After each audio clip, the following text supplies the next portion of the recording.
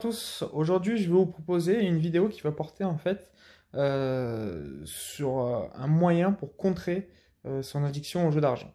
Donc c'est une solution qui est plutôt simple. Il va vous falloir une feuille de papier et un stylo. En gros sur cette feuille, ce que vous allez faire, c'est quand vous allez faire une sorte de mapping, ce qu'on appelle une main map, dans lequel vous allez marquer donc qui est concerné par le jeu. Donc là, facilement, vous allez lister tous les gens qui sont concernés par le jeu. Donc bien sûr, il y a vous, il va y avoir votre conjointe, vos conjoints, vos parents, les banques, si vous avez souscrit des crédits, etc. Après, vous allez marquer les conséquences de votre addiction, les conséquences qu'a l'addiction au jeu. Donc ce que ça vous fait, ce que ça amène. Donc par exemple, ça peut être la perte de temps. Ça va être l'envahissement temporel. C'est un peu la même chose. C'est-à-dire que vous allez analyser des paris sportifs, par exemple. Ça va vous prendre 1 à 2 heures dans la journée et ça va empiéter sur votre travail, sur votre vie de famille, sur votre vie sociale, tout simplement. Vous allez également peut-être pouvoir mettre une perte de qualité de vie parce que forcément, vous parlez de l'argent, donc vous pouvez peut-être plus vous faire des plaisirs. Vous allez peut-être plus pouvoir manger correctement, etc. Après, vous allez essayer d'identifier les éléments déclencheurs, les éléments qui font que vous avez envie de jouer. Ça peut être une situation de stress. Ça peut être, quand je regarde ma feuille, moi, oui, c'était des situations de stress. L'ennui parfois. Les pubs télévisées, donc, qui sont fois 1000 à la télé, et qui vont déclencher dans notre cerveau un stimuli qui va nous donner envie de jouer, qui va en fait tout simplement réveiller le démon qu'on a en nous, la petite bête là, qui nous mange en fait, etc. Donc ça peut être des pubs à la télé ou autre.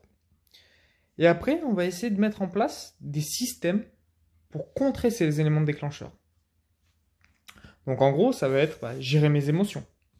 Donc quand on a une situation de stress, peut-être qu'on va aller faire du sport, peut-être qu'on va aller marcher à pied, peut-être qu'on va couper son téléphone aussi. Parce que le téléphone est un moyen pour aller parier, pour aller jouer avec Internet. En 2 clics, on fait ce qu'on veut. Ça va être écouter de la musique, lire un bon livre. C'est surtout aussi de se dire que quand on joue, on croit qu'on va gagner. Sauf que c'est un jeu d'hasard.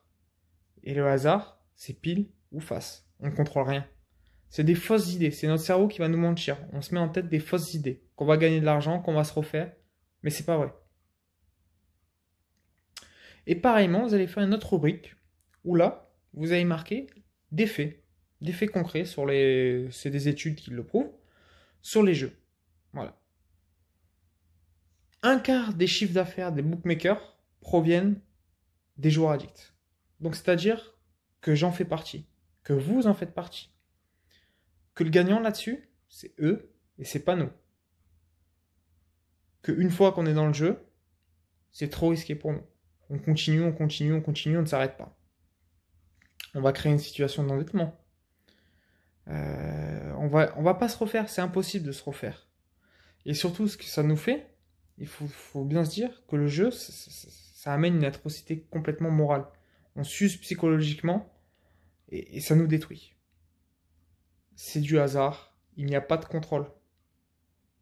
Donc moi, ce que je vous conseille de faire, c'est de prendre cette feuille et de faire chaque rubrique et de marquer vos éléments. Et cette feuille, vous la gardez à portée de main. À portée de main.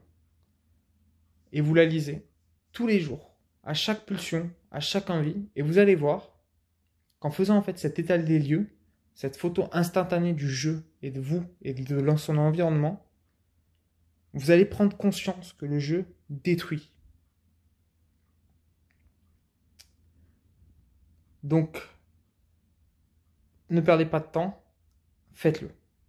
Et vous allez voir que ça va déjà vous apaiser de marquer les mots, de marquer, de réfléchir sur ça, ça va vous apaiser. On va plus se sentir coupable. Donc faites-le. À la prochaine.